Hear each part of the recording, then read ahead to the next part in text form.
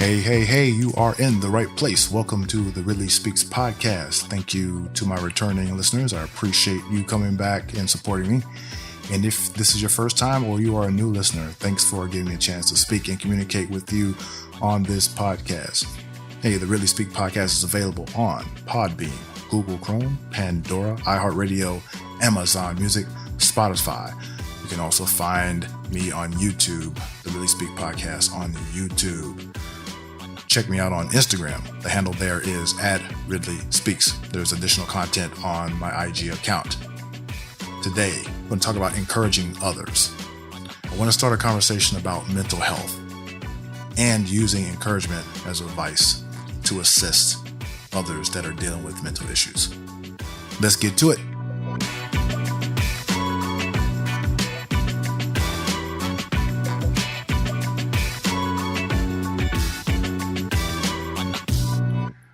Welcome back to Ridley Speaks. I am your host, of course, Carlos Ridley. Talk about encouragement, right? And we are living in the aftermath of a pandemic, social issues, elections, and all the emotions that are tied into that. But specifically, the COVID-19 pandemic has really put people in a certain mental space, predominantly because, we've all been in this overlapping quarantined, stuck in a box, so to speak. And for anyone, if you think about prisoners in jail and they're in their cell, no windows or maybe a small window, but they can't leave, right? That's kind of the feeling that we are dealing with as it relates to this pandemic. And then when you compound that with all the things that happened last year that just aid in the mental awareness of people, it's really not surprising that so many of us are dealing with mental health issues. And it's really brought to light that we probably don't spend enough time on mental health. We probably don't spend enough time on identifying people around us, family, friends, the ones we love, that are suffering from mental health issues. And just to compound that, heck, we are the ones on the outside looking in saying, no, there's probably some mental health issues there. Heck, we probably have them and don't even know it. We're just kind of going along our days, business as usual, but there's something there and we probably feel it to a certain extent. So this is the first time I've really brought this topic to life. This won't be the only time I discuss this on future podcasts, but because I want to, and I really want to dig deep because there are some real issues there that lead down a dark path that people do not come back from. Okay. They either continue to go down a path where their mental health just deteriorates and then they are stuck in a darkness that they can't get out of. Or even more sadly, there's the suicidal thoughts, and then sometimes those are acted on, and then we lose people that are very dear and important to us and important to this world. So this is not really to make light of anything. This is really to start a conversation that builds. And then I think if we're open and honest about it, we can begin to have dialogue that speaks and opens up the awareness for mental health with a lot of people, specifically around us in our everyday lives, at work, at home, and abroad. So when we talk about, well, how do we kind of combat that? I think the initial thing we can do as human beings is encourage each other. If you know people or you feel that someone you know, someone you love, family, friends, whatever, coworkers are dealing with things, like the encouragement is really a good place to start. It's free. It's easy. It's something that people take for granted, but encouragement goes a long way. I think the dictionary or things like that would define encouraging or encouragement as, giving people support, giving them hope, confidence. Just think what a thank you does, right? Hey, I thank you for being here. You're great. Those type of things are important to the psyche. They're important for other people to hear because it just allows them to open up or possibly even open up to what they're dealing with. When we talk about mental health, like the core roots of mental health, right? It includes a lot of things, right? It includes our well-being, our emotional stance, our psychological stance, our social well-being. It affects how we think, how we feel, how we act towards people, how we cope with life. And in general, life is tough anyway. But when you throw anxiety and stress to the mind, what does that do? It really puts you in a place that is hard to get out of. How do you handle stress? That has a lot to do with our mental health. How do you make choices? How do you make those choices? What are you in the right frame of mind when you make them? How do you deal with others? So when we talk about our mental health, specifically now that even though there are things that have opened up over the course of a year, there are still people out there that have not set foot socially outside in almost a year. There are literally people that are afraid to go outside in fear of what they could catch or get, and they haven't stepped foot outside.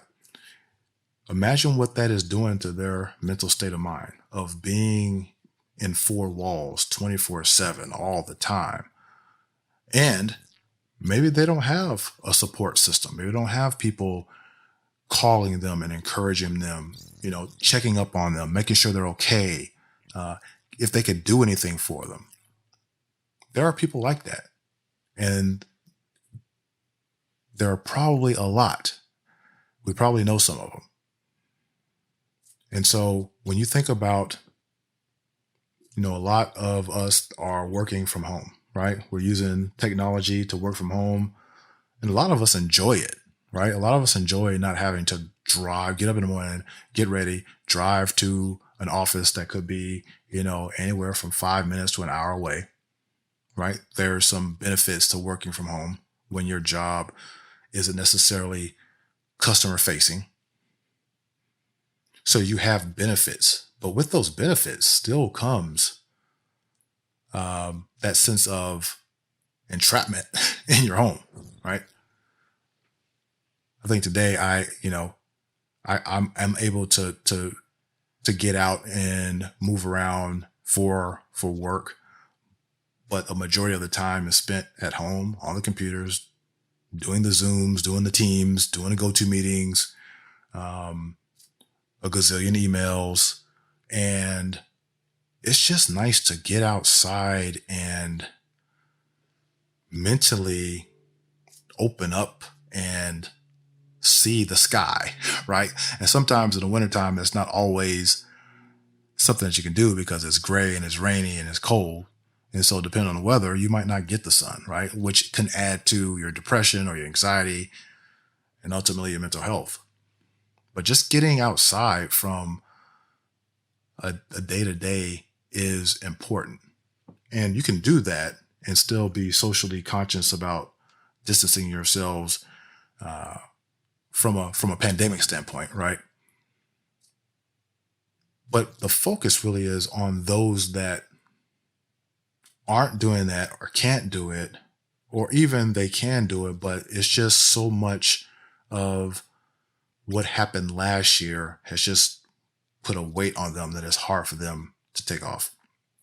Now, I think responsibility wise, those people, if you know them, if they're in your family or they're your significant other, we want to get them help, right? You want to get them to someone, professionals that can help them, that can help deal with what they're going through on a more, I wouldn't say medical basis, but experts that deal with that particular thing. But you don't have to be an expert or a doctor or a psychologist to call someone and encourage them. You don't have to be an expert to send someone a text and say, hey, I was just thinking about you. How are you doing? You don't have to be an expert to send a letter or to FaceTime someone to say, hey, I was thinking about you. How are you doing? Or, hey, I know you've been struggling a little bit and I just wanted to tell you, hey, I love you. Hey, I care about you. Is there anything you need me to do? Do you need me to do some shopping for you? I'm willing to do that. Do you need me to do some dry cleaning? I'm willing to do that. Do you need me for anything? Do you want to have a weekly conversation? Do you want to have a weekly or bi-weekly Zoom call where you can see my face, I can see your face, and we can just talk, catch up, talk about our issues together? And for a lot of us, that doesn't come easy regardless on a regular basis prior to the pandemics or anything else, right? A lot of us do not feel comfortable without reaching out to people. A lot of us don't feel comfortable with starting or engaging in a conversation. Some of us are introverts, right? And it feels like we're going out of our norm to do some of these things, even though we care for the people around us that might be struggling.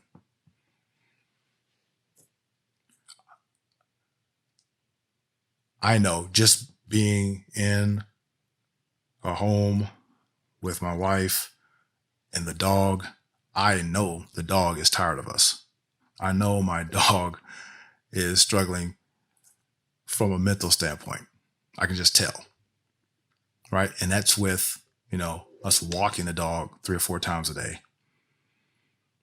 But at the same time, it's like, what kind of stress and anxiety are her owners putting on her because they have some of those same things?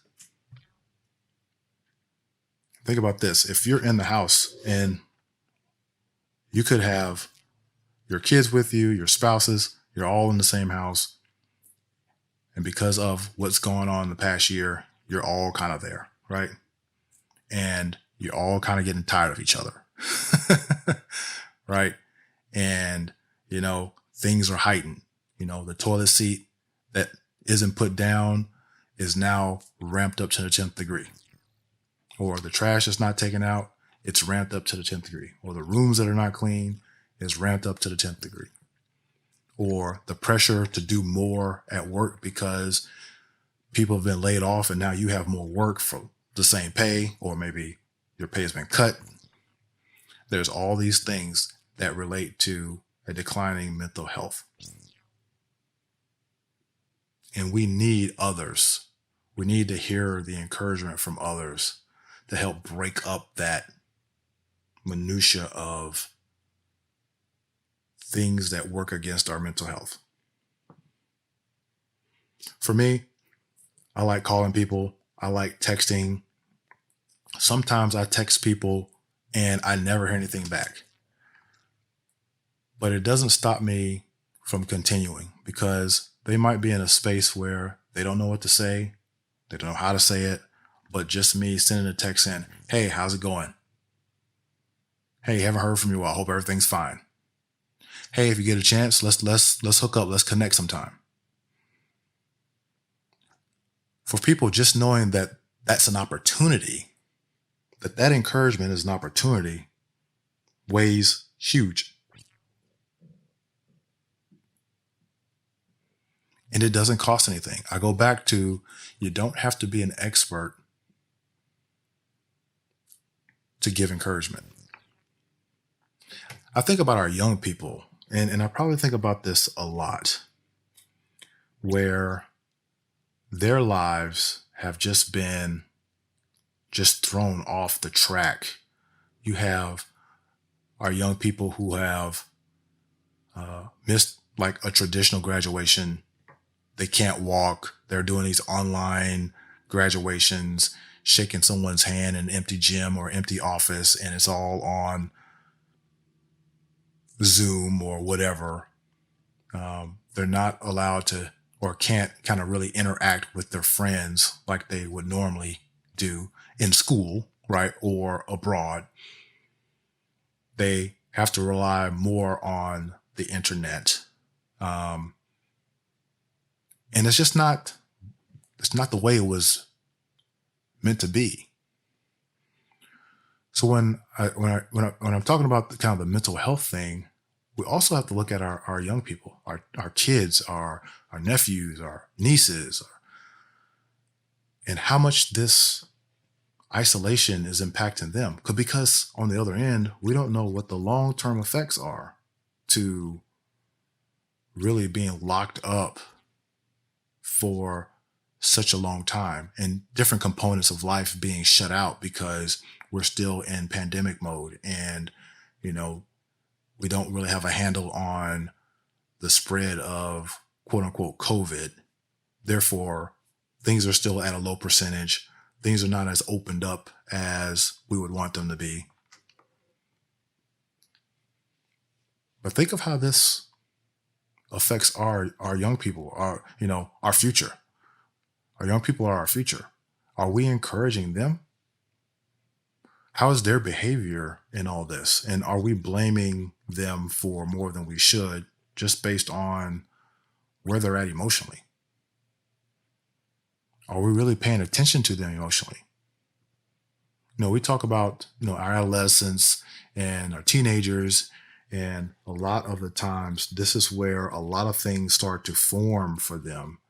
And being in this situation that we're in our country is like, are we really doing what we need to do in order to help them in a mental standpoint so that they are not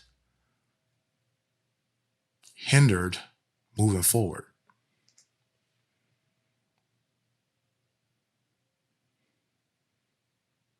If we see our kids and they're to do certain things, certain chores, and for whatever reason they're not getting them done, or maybe they're not getting them done the way you want them to, are we just jumping on them, bashing them, telling them how wrong they are?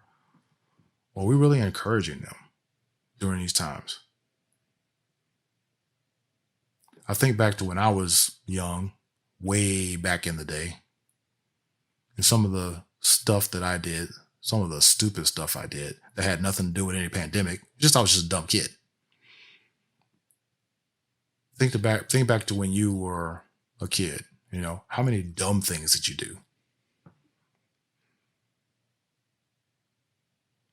And so when I think about our youth, some of these things that they could do or will do may seem dumb, but there's probably something that's pushing them towards it. So I really think we need to encourage our young people. We need to encourage our senior citizens, our older generation, because one, we know the pandemic has hit them the hardest. And mentally, for the ones that it has not affected, what does that do to them? How is that impacting their short-term health?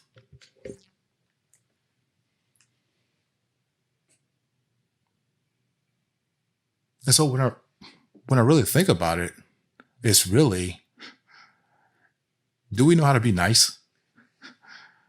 Do we know how to be nice to others? The short answer is probably no. If we really take a wide scope, we're not nice to each other, except during Christmas. But if we're nice to each other, then we would encourage each other. We wouldn't, quote unquote, hate on each other. We're all in the same boat when it comes to mental health.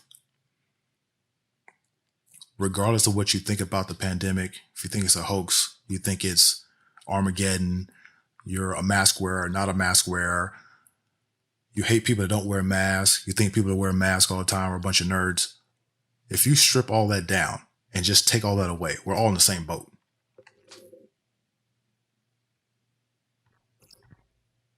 Our mental health is still impacted the same way with the same different things that are going on. Encouragement can help break some of those barriers down, can help break up an individual's declining mental health due to pandemic, due to social, due to political. And it's interesting how everything kind of happened in the same time period. Is that a coincidence? Do you believe in coincidences?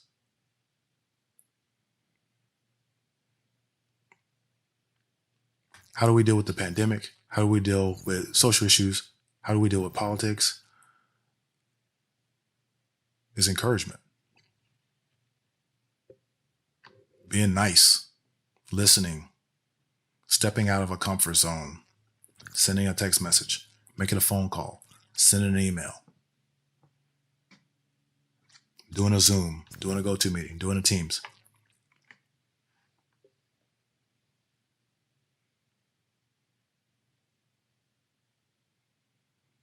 My kids are on, they text all the time. That's all they do is text. They're friends, right? Some of you might know this as well. I don't get any text messages from them. I'm not cool enough.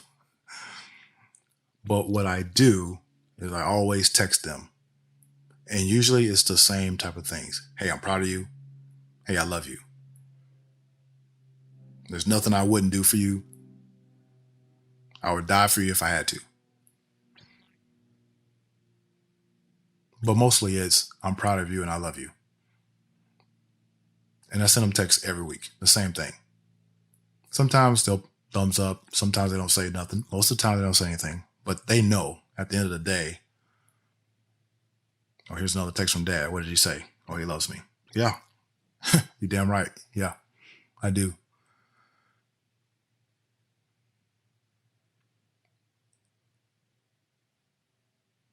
Now, I personally could do better um, with certain people in terms of, just checking in on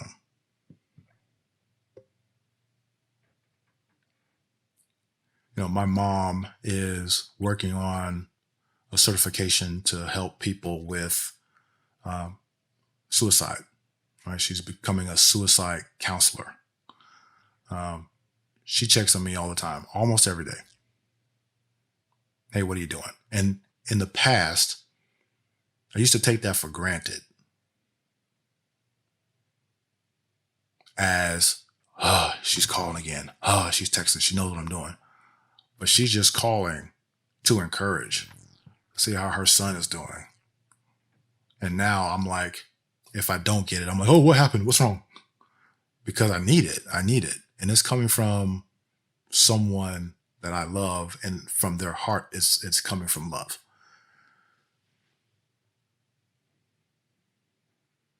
I text people all the time that haven't reached out to me in years for whatever reason.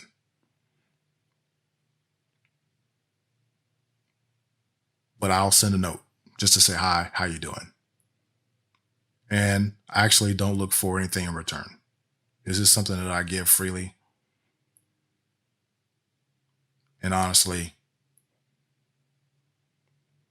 because you never know, that one text that you send could mean a lot to someone dealing with a lot of issues.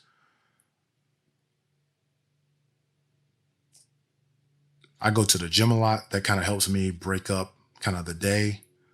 But even now, it's starting to become just as status quo as I probably need to do something else to kind of get me out of the context of the four walls.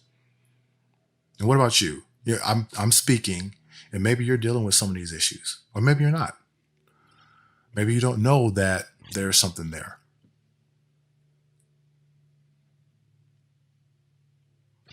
But I'm really, really high on us as human beings reaching out to others and encouraging them, specifically in this time that we're in now.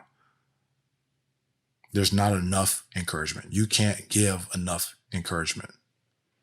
Spread it out. Find people that either you haven't spoken to in a long time. Just find out how they're doing. Reach out to them. Email. Text. I almost said fax. That would have been a Floridian slip. Fax them. Oh, hey, how you doing? Message in a bottle. At work, if you're physically going to work or if you're not, how's your fellow coworker doing? If you know they're going through stuff, don't just sit back on the sidelines. Just, hey, ask them how they're doing. Hey, is there anything I can do for you? That stuff goes a long way, and we don't do enough of it as human beings. So I challenge you, I challenge everyone, if you're listening, find people to encourage. Doesn't matter if you know them or not. But if you see people that are struggling, if you know of people that are struggling, reach out, encourage, listen, provide. Step out of your comfort zone if that's something that's preventing you from doing that. Empower yourself and others to be great. Empower yourself to encourage others.